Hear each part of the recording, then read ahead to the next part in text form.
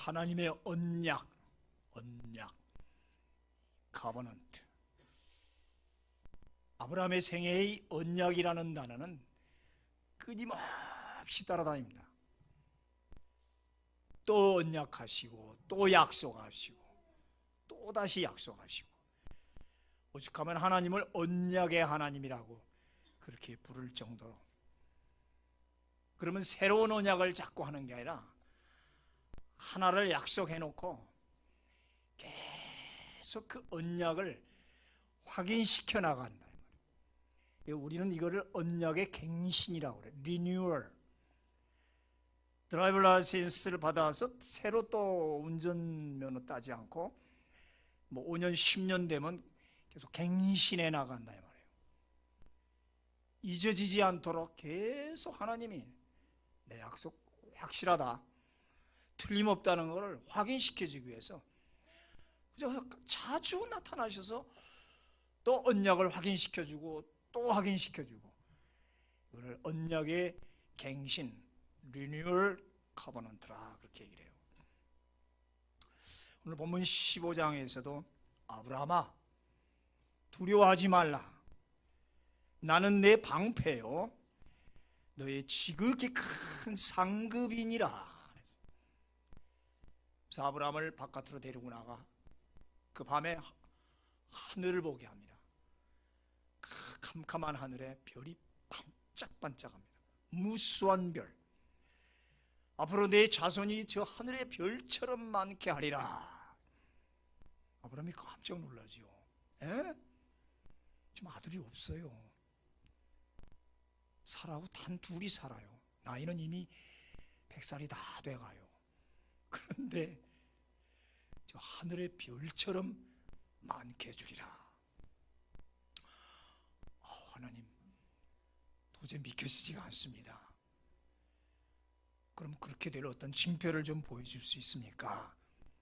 그러니까 하나님이 가서 암염소 한 마리, 또 암소 한 마리, 암양, 소, 염소, 양 한 마리씩을 갖고 와서 그걸 반으로 쫙 쪼개라.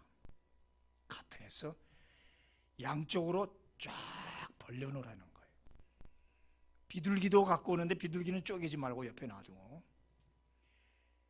짐승을, 양을 쪼개서 반으로 갈라놓고 그러게 기다리라는 거죠. 정말 시키는 대로 소, 양, 염소를 반으로 쪼개서, 그거 끔찍한 일이죠. 갈라놓고 양쪽으로 딱 벌려놨어요. 그렇게 기다리는데 아무 응답이 없어요. 아무 피는 철철철 흐르고 나오죠. 얼마 있으니까 이 피냄새를 맡은 맹금류, 여기는 솔개라고 되어 있죠. 그 독수리, 솔개, 콘돌들이 막 날아오는 거예요. 날아와서 이 고기를 뜯어 먹으려고 덤벼든단 말이죠. 그러니까 아브라함이 어이 하면서 막 내쫓는데, 독수리가 날개 피면 2m, 3m니까 무섭거든요. 손으로 안 되니까 막대기로 어이 막 쫓아내는 거예요.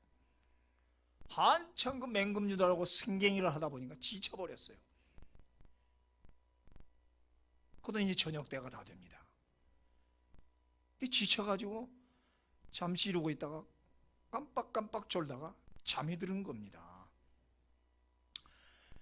그 비몽사몽간에 잠이 든 사이에 갑자기 비몽사몽간인지 꿈인지 큰 어둠이 닥치더라고요.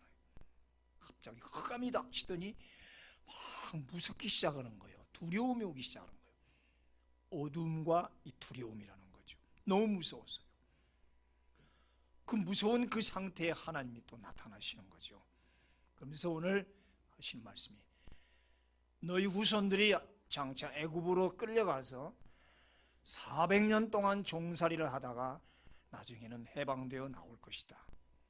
그리고 너희들은 약속의 땅에 다시 돌아와서 이 젖과 꿀이 흐르는 이 가나안 땅에 살게 될 것이다 라고 다시 한번 또 계시 약속을 해주는 거죠. 그때 그 징표로 하나님은 갑자기 하늘에서 큰 화로, 불그릇, 그냥 우리 같은 화로가 아니라 마치 용광로 같은 큰 불화로가 나타나더니 그 벌려놓은 짐승 사체 위로 휙 날아오는 거예요. 그러더니 양쪽 쪼개진 그 사이, 그 쪼개진 고기 사이로 그 불이 확 불길이 지나가는 겁니다. 깜짝 놀라죠. 하늘에서 불이 내리더니 그 사체 가운데로 쫙 통과해 나가는 거죠. 정말 무섭고도 또 신비한 장면이었죠. 그래서 우리는 이때 하나님이 이 불로서 언약을 했다. 횃불 언약이라 이렇게 명칭을 합니다. 이 언약이라는 말은 베리트라는 히브리 말인데, 이 베리트라는 히브리 말은 잘라서 피를 낸다, 쪼개어 피를 낸다, 그런 뜻이에요. 이 고대에 이 베리트, 언약, 어떤 계약을 체결할 때에 한 야사들이 있어요. 지금도 아프리카에 가면 이런 의식들을 치릅니다. 자, 그림에 보듯이 소를 반으로 쪼갰죠. 가운데 염소도 쪼갰고 양도 쪼갰어요. 비둘기는 그대로 놔두고. 이때 불이 그 중간으로 확 통과하더라 이 말이죠.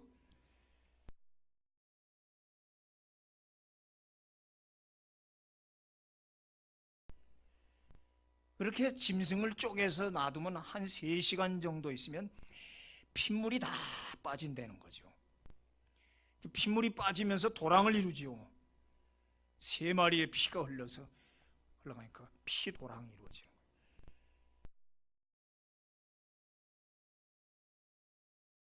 거예요. 철철 피가 흘러나가는 그때에 이렇게 불이 그 사이를 휙 하고 지나가더라는 거죠.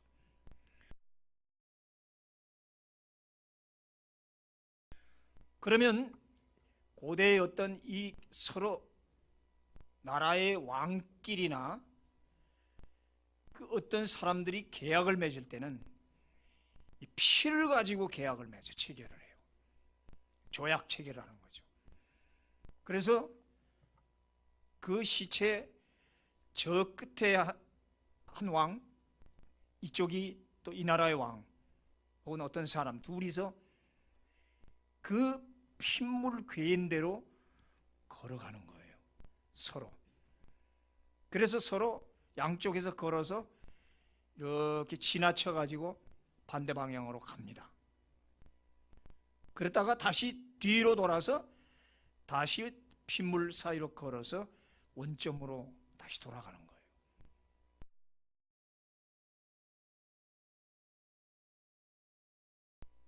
처음에 걸어올 때는 이 짐승이 죽은 것처럼 이 피로 우리는 이미 죽는다. 그리고 다시 돌아오는 것은 다시 살았다. 다시 중생했다. 만약에 우리의 이 조약, 서로 계약이 서로 지키면 생명이고, 만약 이 계약을 파기하면은 죽음이다 이거예요. 이런 계약을 하는 거예요. 당신네 나라하고 우리나라하고 서로 불가침 조약을 맺자. 이 약속을 우리가 서로 어기고 침공을 하면 우리는 서로 죽는다. 그러나 이 조약이 계속되면 영원히 우리는 산다. 그러면서 그 계약서에다가 문서에 작성을 하죠. 사인을 한단 말이에요. 지금도 아프리카 등지에서는 이런 계약을 해요. 이걸 이렇게 해서 맺은 형제, 피로 맺은 형제에서 blood brothers라고 해요. 피로 맺은 형제. 여러분들 혈맹이란 말 들어보셨죠? 혈맹. 우리와 미국 간에는 혈맹이다. 저 공산주의 북한과 중국은 서로 혈맹지간이다. 자주 써요. 근데 우리가 그 혈맹이라는 것은 변할 수 없는 확실한 약속이다 할 때 혈맹이라는 말을 쓰는데 실제로 뭐 어느 날 대통령끼리 무슨 피를 나누고 그러지 않는데 고대에는 그렇게 했단 말이에요. 그래서 그 피를 서로 또 마시잖아요. 또 끔찍하죠. 그리고 피로 약속한 것이니까 지켜야지. 안 지키면 너희는 송아지가 쪼개지듯이 죽음밖에 없다. 이렇게 얘기를 하는 거죠. 그리고 그 계약을 체결한 후에 사인을 하고 그 짐승의 고기를 먹어요. 식사를 한단 말이죠. 이걸 이제 우리 기독교 용어로 말하면 세크라멘트, 성찬으로 이제 되는 거죠. 그러니까 우리 예수 그리스도의 십자가의 피와 피로 맺은 언약과 성찬식과 그 하나님과 나와 맺은 이 혈맹 관계, 이거 굉장히 의미 있습니다. 이게 바로 베리트라는 언약이라는 원어예요. 우리가 언약 계약하니까 아주 쉽게 생각하는데 쪼개서 피를 낸다는 말이 베리트라는 언약이라는 뜻이라. 우리가 약속할 때는 프라미스를 쓰고 우리 사업상에 계약할 땐 컨트랙이라고 그러는데 기독교에는 그런 단어를 안 써요. 우리는 커버넌트라는 새로운 단어를 써요.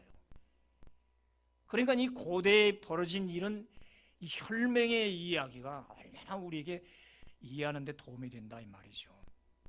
그래서 에레미야에 보면 이런 말이 있어요. 송아지를 둘로 쪼개고 그 두 조각 사이로 지남에 내 앞에 언약을 맺었으나 내 계약을 어긴 그들을 공중의 새와 짐승의 먹이가 되게 하리라. 보세요. 에레미야에서도 분명히 이 이야기를 하고 있잖아요. 너희와 나의 맺은 언약은 송아지를 둘로 쪼갠 게 피 사이로 지나가는 혈맹으로 맺어진 언약이다. 내가 너와 맺은 언약은 예수 그리스도의 십자가 피로 맺은 언약이다. 쪼개서 그 흘린 피로 걸어가서 맺은 언약이니 이걸 지키지 않으면 너희는 둘로 쪼개임을 당한다는, 참 이건 무서운 얘기. 어떻게 생각하냐. 그러니까 우리의 이 하나님과의 맺은 이 언약, 이 구원이라는 것은 참 쉽게 생각하지만 얼마나 엄숙하고 참 무서운가를 배울 수 있잖아요. 우리 구원을 쉽게 생각하면 안 됩니다. 어기면 죽는다 이거예요. 자, 인간은 참 연약하지요. 인간이 연약한 존재인 것은 어둠이 올 때 알아볼 수 있어요. 사람이 어둠에 탁 닥치면은 우선 제일 두려움이 옵니다. 어둠과 두려움은 동시적이에요. 산길을, 시골길을 가다가 캄캄한 산길을 가면 무섭습니다. 플라시 등잔불도 없이 산길, 시골길 갈 때 굉장히 무서워요. 거기다 또 짐승의 소리라 들리면 더 무섭지요. 그러니까 빛과 어둠에 있어서 빛은 우리에게 눈에 보이니까 별로 안 두려운데 어두워서 아무것도 안 보이면 사람은 그때부터 불안하고 두려움이 온다. 갑자기 정전이 일어났거나 굴 속에 들어갈 때 그런 두려움이 있지 않습니까? 그래서 우리가 어려운 일을 닥칠 때 눈앞이 캄캄하다 그래요. 갑자기 어떤 충격을 받으면 정말 눈앞이 캄캄합니다. 눈은 떴는데 아무 생각이 없잖아요. 눈은 떴죠. 근데 아무것도 안 보여요. 그럴 때 있죠. 하늘이 노랗다 그러죠. 어둠과 불안은 동시적이라. 이때 이 어둠은 외적인 현상이고 그 두려움이라는 것은 내적 감정이죠. 그러니까 외적 현상과 내적 이 감정이 이 합쳐질 때 우리는 완전히 멘붕, 제로 생태가 되죠. 멘탈 붕괴라고 해서 멘붕이라고 한다면서요. 완전 제로 상태가 돼요. 아무것도 안 보여요. 그런 충격 받아볼 때 그렇잖아요. 하늘이 무너지는 것 같잖아요. 철학에서 이때의 이 멘붕, 이 상태를 에포케라고 그래요. 에포케. 이 에포케라는 말이 헬라이면서도 라틴어입니다. 철학자 에드몬드 후설이라는 현상학 철학자가 말이 조금 어렵습니다만 잘 들어보세요. 우리에게는 어떤 충격과 어떤 경우에 판단 정지가 일어난다는 거죠. 갑자기 아무 판단이 안 서요. 놀래가지고. 서스펜션이라고 그래요. 애들이 정학 맞을 때 미국에서 정학하면 서스펜션 맞는다고 그래요. 아무 생각 없어요. 멍하시. 그럼 우리 철학에서는 이 상태를 순수 상태라고 그래요. 아무 잡념 없이 깨끗하고 맑은 어떤 그런 어떤 상태일 수 없을까? 그런 깨끗한 생각, 그걸 나이브라고 그래요. 아주 순수한 생각에 이르기 위해서 철학자들과 혹은 불교 또 캐톨릭 수도사들이 뭐라며 명상을 하죠. 깊은 명상을 합니다. 산에 들어가거나 사막에 들어가서 딱 정조하고, 그래서 모든 잡념과 억측들, 독사라고 그러는데 억측들, 편견들을 싹 뽑아내는 거죠. 도 닦는다고 그러죠. 불교에서는 이걸 선이라고 그래요. 선, 고요하다, 참선. 저도 옛날에 조금 해봤는데 딱 요가하듯이 앉아서 모든 잡념을 물리치고 깨끗한 에포케 상태로 들어가 보려고 하죠. 그래서 모든 것이 떠나고 나 자신까지도 없어질 때 이건 무아라고 그래요. 없을 무, 자신, 내가 없어지는 무아지경에 이른다고 표현이죠. 그래서 많은 철학자들과 종교인들이 명상을 통해서 에포케를 이루려고 많이 했었습니다. 근데 후설이라는 사람은 그런 어떤 내적인 명상을 통해서는 절대 그런 순수 상태가 오지 않는다. 오히려 행동을 통해서, 실천을 통해서 순수는 온다, 이런 말을 해요. 무슨 말이냐면 우리 기독교가 그렇잖아요. 경건 생활을 통해서 우리는 그 순수 상태를 가지고 성경을 깊이 계속 읽으면 최고지요. 모든 잡념이 떠나기 시작합니다. 처음에는 안 떠나요. 성경을 읽는지 내가 무슨 생각하는지 이게 서로 합쳐가지고 읽었다가 또 무슨 뜻이 뭐 다시 돌아오고 그다가 졸아요. 근데 계속 시간 깊이 성경 읽기 시작하면 에포크 상태가 가요. 이렇게 나도 간 곳 없어요. 그다음에 기도, 그렇죠? 깊은 기도 들어가고 묵상 들어갔을 때, 그리고 찬양을 한 10번 계속 같은 찬양 10번만 부르면 정말 무아에 빠져요. 그렇죠? 그다음 선행. 우리가 아까 훗설이 말한 것처럼 산속에 들어가서 가만히 명상한다고 진정한 나이브한 이 사상이 오지 않는다. 오히려 잡념이 더해진다는 거죠.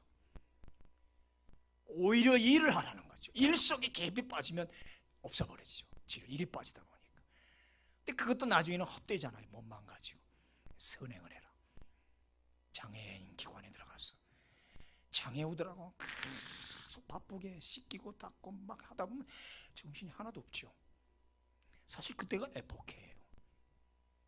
아무 정신 없어요. 애들하고 그렇게 하다 보면. 그같이 또 보람스러운 에포케가 어디 있어요? 근데 이거는 전부 내 자신을 통해서 노력인데, 우리 기독교에서 하나님이 우리에게 주는 에포케하는 형상은 고난을 통해서 에포케를 시키는 거예요. 갑자기 재앙이 닥친다거나 실패를 한다거나, 내가 왜 이 암에 걸리는 거야? 이게 암이 왜 나한테 와? 나 같은 건강한 사람에게. 나는 실패할 수가 없는데 왜 내게 이런 재앙이 오는 거야? 욥이 그랬어요. 갑자기 에포케 상태에 들어갔어요. 완전 판단 정지예요. 그렇죠? 욥기 보니까 느닷없이 막 불어오는데 뭐 정신이 없어요. 하나님은 가끔 우리 인간적 노력을 통한 어떤 선행이나 어떤 명상을 통한 에포케보다는 고난을 주어서 그 고난을 통해서 어떤 깊은 에포케로 들어가는, 우리는 이거를 에포케를 천국이라고 하죠. 내 마음속에 이루어지는 천국. 여러분, 이런 천국이 이루시기를 축원합니다. 이 진정한 에포케란 말이에요. 이게 바로 순수한 상태라는 거죠. 네. 욥이 그랬고 요셉이 그랬고, 많은 성경의 인물들을 보면 어느 날 갑자기 고난이 불어닥치고 그러면서 정신을 놓을 상태예요. 그때 우리는 모든 것을 내려놓습니다. 판단 보류하라. 그리고 위를 보라. 내 이때까지 그 판단과 잔꾀와 이 머리와 IQ와 모든 지식을 내려놓고 하나님을 바라봐라. 주만 바라볼지라. 그때 정말 진정한 순수 상태, 무아에 빠지는 거죠. 참 그러면서 그런 의미에서 우리는 고난이야말로 이 순수 상태, 에포케로 가는 최고의 수단이구나. 그래서 하나님은 가끔 우리에게 그런 순수한 나이브한 그런 사고를 이루기 위해서 우리에게 느닷없는 고난이 닥치게 할 때도 있더라고요. 특히 그렇지 않으면 안 돼요. 좀 심한 말이지만 돼지는 병이 들어야 하늘을 본다고 그러잖아요. 그렇죠? 오늘 아브라함이 갑자기 어둠이 캄캄해 오면서 막 두렵고 무서움이 떨리는, 그래서 아무 판단을 할 수 없는 그 에포케 상태. 우리 인생의 모습이 이렇다 이 말이에요. 세상이 너무 캄캄하다. 앞이 안 보인단 말입니다. 여러분 지금 그렇잖아요. 우리 나라를 봐서도 처음 겪는 길이고 이게 어떻게 앞으로 가야지 아무도 지금 예측 못하고 정치인들도 우왕좌왕해요. 미래가 두렵단 말이죠.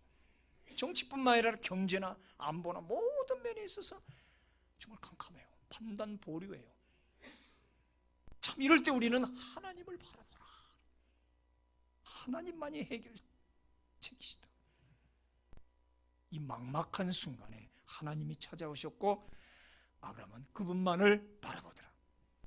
그러니까 인간편의 이 에포케, 이 판단 정지는 바로 그때 하나님이 개입하는 순간이란 말이에요.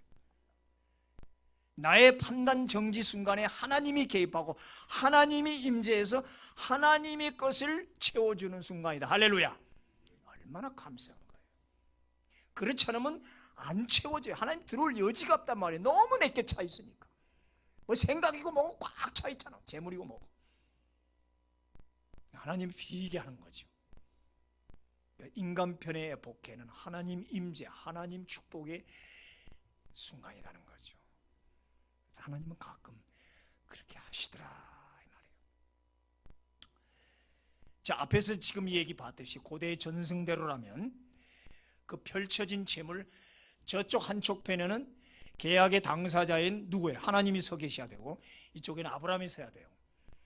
그래서 시작하면은 둘이 걸어가야 될 거예요. 하나님이 이렇게 이쪽으로 오시고 아브라함도 와서 서로 이렇게 비켜가서 저쪽 편 갔다가 다시 뒤로 돌아 해서 또 이렇게 가야 될 거예요. 그런데 오늘 여기서 보니까 하나님과 아브라함이 그 핏물 사이로 서로 지나가지 않고 아브라함은 그냥 가만히 서서 놀래서 바라만 보고 있습니다. 그럼 하나님이 걸어와셔야 되는데 하나님 대신 성령 하나님이 불로 쫙 걸어오시는 거예요. 이게 일반 피언약 맺을 때 계약 체결하는 그 고대 풍습하고 다른 거죠. 햇불만 지나가더라. 성령의 하나님만 지나갔다. 그러니까 그 핏사이를 지나가시는 분은 오직 하나님 한 분이었다. 아브라함은 서서 바라만 보고 있었다. 이 말은 뭘까요? 이 횃불 언약의 체결자는 하나님 자신뿐이라는 것이죠. 횃불 언약의 핵심은 쌍방 체결이 아니라 일방 체결이라는 거예요. 하나님이 우리에게 언약을 주시고 우리를 구원한 것은 의논하고 쌍방이 조건에 맞아서 자 내가 구원을 줄 텐데 민혁이 받을래 안 받을래 한번 따져보고요. 뭐뭐 주실 건데요. 그래서 서로 계약이 맺어서 좋습니다. 우리 도장 찍읍시다 해서 체결한 게 아니란 말이지. 그렇죠? 하나님이 일방적으로 내가 너를 구원하리라 그리고 언약을 주시는 거예요. 그리고 우리는 가만히 지켜보고 바라만 보는 거예요. 야 그렇구나. 하나님의 언약은 쌍방 체결이 아니라 일방 체결이다. 상호 투웨이가 아니라 원웨이란 말이에요. 상호가 아니라 일방이다. 하나님이 계획하시고 하나님이 작성하시고 하나님이 체결하시고 하나님이 사인하시고 하나님이 선포하시는 언약 구원이라 이 말이에요. 완전히 하나님 자신의 작품이란 말이에요. 우리가 받는 축복도 그런 줄 믿으시기 바랍니다. 물론 우리가 기도하고 열심을 잘하니까 하나님 주신다고 생각하는데 하나님이 이미 예전부터 다 작정해놓고 그 받기까지 어떤 과정, 고난이든지 열심이든지 뭘 통해서 이제 그 다음에 하나님 주시는데, 어떨 때는 지내놓고 나면 내가 그렇게 다 못했는데 주셨다는 고백을 할 때가 많아요. 일방적이죠. 그래서 우리는 이 언약을 은혜 언약이라 그래요. 은혜 언약, 은혜로다, 은혜로다. 아브라함은 멍이 바라본 바가 있었어요. 우리는 몰라요. 하나님이 다 알아서 하셨지. 내가 언제 하나님하고 의논했고 서로 조건이 맞아서 내가 도장 찍은 적이 없어요. 하나님이 일방적으로 딱 찍어줬죠. 십자가에 핏물을 딱 찍어서 우리 이마에 인을 쳤다고 얘기죠. 절대주권적 언약이라고 하는 거죠. Sovereign Covenant. 여기에 우리는 토를 달 필요도 없고 토를 달아서도 안 돼요. 인간들의 어설프게 하나님한테 대들지 맙시다. 알지도 못하면서 토를 달 아무 자격도 없어요. 왜냐하면 쌍방체결의 한쪽 당사자인 우리 인간은 너무도 불완전한 죄인이기 때문에 그래요. 유한한 존재예요. 지금 하나님의 이 언약, 구원의 언약은 영원한 언약이에요. 불멸의 언약이에요. 근데 한 세대를 잠깐간 인간들에게 묻고 자시고 할 거 없어요. 하나님이 딱 체결하고 계속 아브라함의 언약 가운데 오늘날까지 계속 우리까지 오는 거예요. 수천 대 이르도록. 솔직히 말해서 하나님은 죄인을 믿을 수가 없어요. 언제 인간하고 타협하고 뭐 인간이 뭐 얼마나 똑똑하고 잘났다고 그걸 물어보고 합니까? 솔직히 그렇잖아요. 왜? 우리 자신도 우리 자신을 못 믿지 않습니까? 내 자신이 나를 못 믿거든요. 내가 알아요. 누구보다도 내가 알아요. 그게 인간이란 말이죠. 하나님이 벌려놓은 조인식에, 피의 조인식에 아브라함은 말없이 동참하기만 하면 됐다 이 말이죠. 그때 하나님은 횃불로 아브라함 가슴 속으로 들어가서 인을 도장을 쳐줬다 이 말이에요. 쪼갠 고기 싸기로 지나가지만 사실 아브라함에게 인을 치는 거 아니에요. 이것이 실제로 나타난 게 사도행전 2장에 오순절 마가에다가 불로써 성도들의 가슴 한복판을 지나가면서 인을 쳐주는 거 아니에요. 이때 우리는 성령 세례라 그 말이에요. 성령 세례라. 여러분 다 성령 세례 받은 줄 믿습니다. 아멘. 기독교의 원리가 쉬운 게 아닙니다. 참 신비하고 무섭고 엄격한 겁니다, 여러분들. 값싼 복음으로 복음을 너무 이렇게 하니까 아주 값싸게 너무 우습게 생각하고 함부로 평가하고 함부로 얘기해요. 하나님이 얼마나 엄격하신 이런 어떻게 생각하면 끔찍한 장면을 통해서 우리를 구원했는데 인간들은 너무 값싸게 생각해 하나님을. 안타까워요. 얼마나 이게 엄격한 건데 너무 구원을 쉽게 생각하고 함부로 하나님이 얘기하고 그렇습니다, 여러분들. 하나님은 처음에 아담에게 그렇게 언약을 맺었어요. 행위 언약. 근데 아담은 실패했잖아요. 그럼 실패하면 뭐예요? 쪼개임을 당하는 거예요. 죽는 거예요. 그래서 모든 인생에게 죽음이 왔단 말이죠. 그래서 에덴 동산에 쫓겨나고, 그래서 하나님이 두 번째 아담을 보낸 게 바로 예수 그리스도. 아멘. 그래서 그 실패한 죄인에게 오셔서 본인이 직접 제물 되셨어요. 여기서 이제 기가 막힌 거예요. 본인이 직접 제물 돼서 본인이 직접 자신을 갈기갈기 찢기고 피를 흘려 십자가를 타고 피가 흘러서 골고다 도랑으로 쫙 흘러간다 이 말이에요. 이 피를 어느 날 탁 적셔서 우리 가슴 속에 찍어준 줄 믿으시기를 축원합니다. 아멘. 여러분 그렇게 해서 구원받은 거예요. 그리고 성령님은 구원받기로 작정된 죄인의 손을 붙잡고 그 핏물 도랑을 지나가게 하는 거예요. 보혈을 지나 하나님 부음으로 보혈을 지나 피 언약을 맺게 했단 말이에요. 그래서 오늘 중요한 거예요. 보혈을 지나가야 한다. 보혈 속으로 지나갈 때 인간의 가슴에 뜨거운 불이 임한단 말이에요. 뜨거운 불이 임해야 회개의 눈물이 나오고, 그래서 그 죄 용서받은 벅찬 감격과 기쁨이 솟아난다. 할렐루야. 보혈 가운데로 지나가라 이거예요. 이 체험이 이제 우리가 성찬 시간입니까? 또 봅시다. 이거를 바로 아브라함이 체험합니다. 내 독자 이삭을 데리고 모리아산에 가서 내게 제물로 드려라. 칼을 들었습니다. 이야, 어떻게 사람이 자기 자식을 위해서, 우리 하나님은 어떻게 사람을 제물로 드리라니요? 밀교도 아니고. 근데 이미 아브라함은 자기 마음에 순종합니다. 무슨 뜻이 있겠지. 주여, 칼을 내리치는 순간 천사가 와서 탁 막잖아요.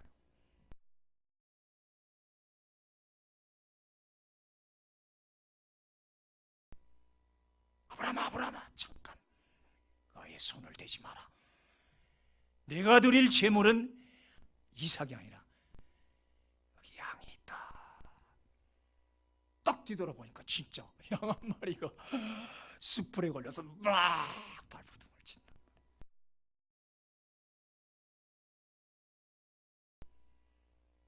시험이었죠. 테스트. 내가 나를 사랑하는지, 얼만큼 사랑하는지, 네 아들 외아들을 바칠 정도로 사랑하는지. 우리 다 자식 키우지만 참 이런 데서 우리는 느낌이 있어야 돼요. 내 새끼 하는데, 내가 이제야 내가 나를 사랑하는 줄을 알겠노라. 참 어떤 화가인지 난 몰라. 이름도 없어요. 너무너무 난 감동받았어요. 그림에. 지금 양쪽 보세요. 쪼갰죠? 잘 보세요. 양쪽에 짐승을 쪼갰고 지금 천사가 아브라함과 함께 그 핏물 사이로 지나가는 걸 상징으로 했어요.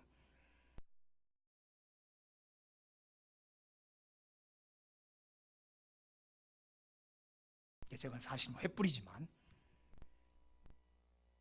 양쪽에 재물을 쪼개놓고,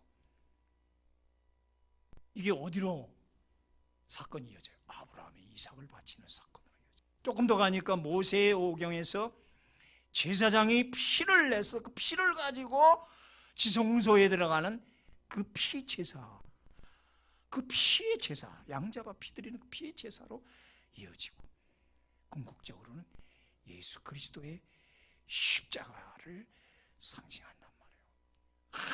한 그림 안에 기가 막히게 구속사를 꿰었어.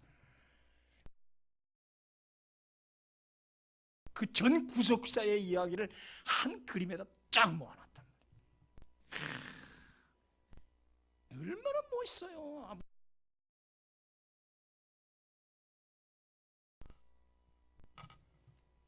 쪼개야 된다.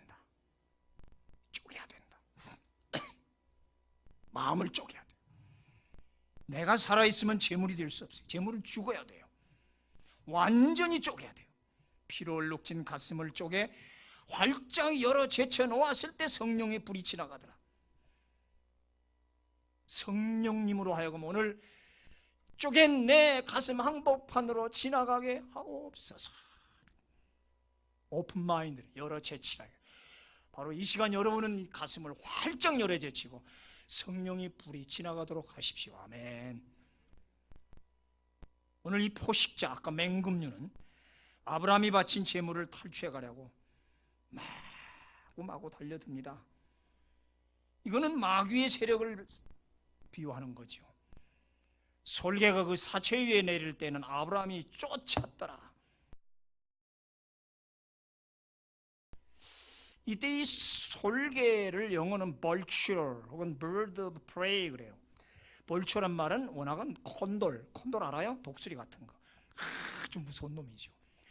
양도 채갖고 올라가면 얼마나 힘이 좋은지. 염소도 채갖고 공중으로 올라가잖아요. bird of prey는 먹이, 사냥하는 새라. 그러니까 맹금류, 육식새를 말이에요. 육식동물새. 갑자기 막 콘돌, 독수리가 날라붙은다면 시체를 보고 와, 막 쫓습니다. 저 콘돌 떼, 독수리 떼가 지금 피냄새를 맡고 달려들기 시작합니다.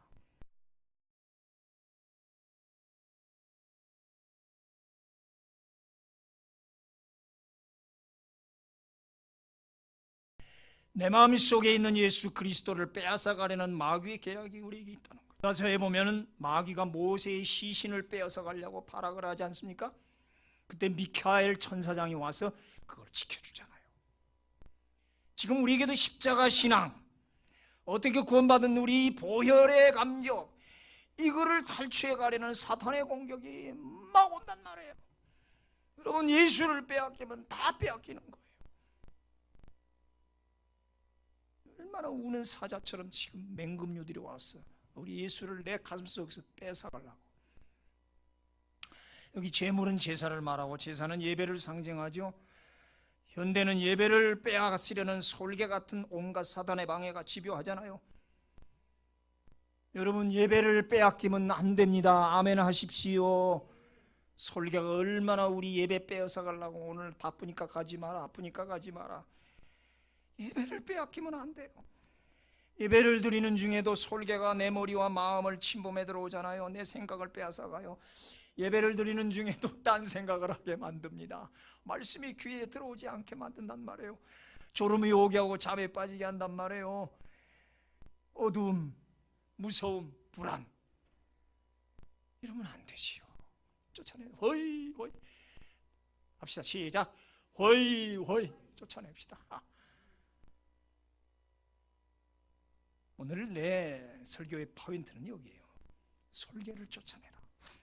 이단이라는 솔개가 가만히 나도 모르게 내 뒤로 날아들어와서 내가 어두울 때, 잠잘 때, 영적으로 피곤할 때, 깊은 잠잘 때, 영적 잠을 잘 때 가만히 이단이 들어와서 우리로 하여금 복음 진리를 빼앗아 가잖아요. 지금도 신천지들이. 이 솔개는 한두 번이 아니라 계속적으로 공격에 들어온다는 사실이에요.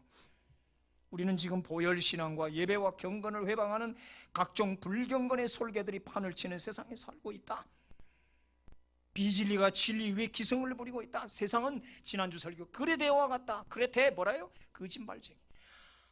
요새 참 보니까 정문에 어떻게 거짓말을 잘해?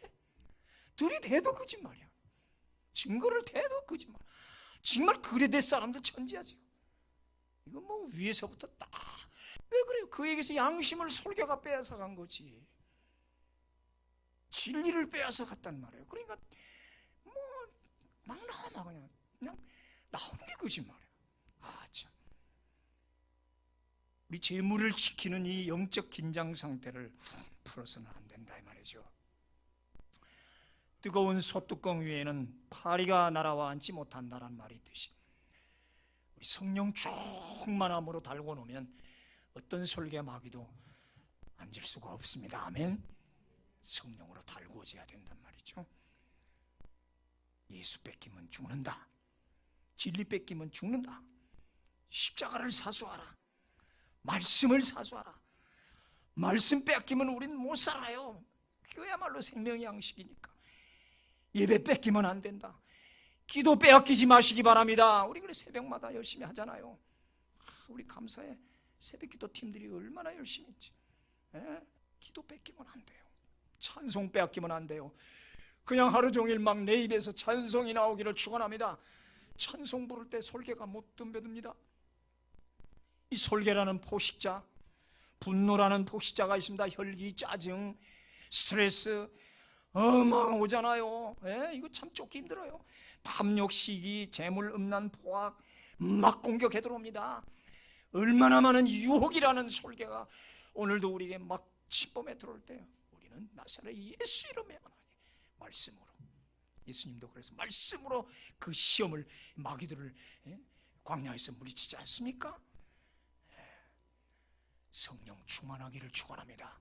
우리가 받은 구원, 이 십자가 신앙이 이게 보통 게 아니야. 아까 그 베리트, 이 쪽에서 피를 흘린 그 피 사이로 가는 이 피언약, 혈맹, 정말 하나님과 우리 사이야말로 진정한 혈맹이에요. 이런 피언약으로 우리가 이렇게 구원받았는데 어떻게 우리가 그렇게 쉽게 싸구려로 기독교를 생각하냐 이 말이죠. 안타까워요. 저는 우리 복음이 그런 복음이 아닌데, 우리가 맞는 예수와 저 하늘나라 천국이 이런 그레데 같은 데가 아닌데 왜 이렇게 천하게 됐을까? 물론 우리 교회 책임이고 목사들의 책임일 거예요, 1차적으로. 그러나 그런 중에도, 그럼에도 불구하고 우리 착한 성도들, 의의 성도들, 세마포 있고 성령 충만하고 기도하고 찬송하며 말씀 보고 가는 우리 필그림 식구가 있기에 우리는 희망이 있습니다. 아멘. 기도합시다. 전능하신 하나님 감사합니다.